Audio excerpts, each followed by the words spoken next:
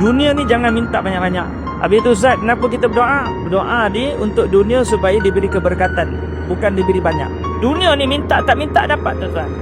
Tuan-tuan doa kau tak doa tetap dapat dunia. Orang kafir tak pernah doa, tak pernah sembahyang, Allah Taala bagi dunia. Dunia ni kita doa untuk apa dia? Ya Allah, bila rezeki yang halal, rezeki yang berkat, rezeki yang manfaat, rezeki yang boleh dekat dengan kau ya Allah. Rezeki yang tidak lalai ya Allah. Rezeki yang boleh menyebabkan saya ni mudah sembahyang ya Allah. Dapat rezeki yang mudah disedekahkan ya Allah. Dapat rezeki yang tidak lupa padamu ya Allah. Dapat rezeki yang bila saya dapat tidak sombong. Berapa ramai orang yang bila ada harta dia jadi sombong. Masa tak ada jawatan elok, bila ada jawatan jalan mula mengangkang gitu. Mana dia? Berapa ramai orang yang mana dia tak ada harta dia okey je. Bila ada harta dia sombong.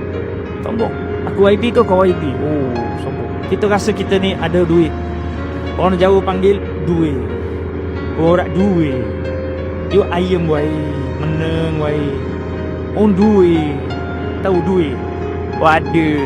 Ada sombong. Tak. Nanti saya saman awak. Uish. Kereta cala je nak saman orang.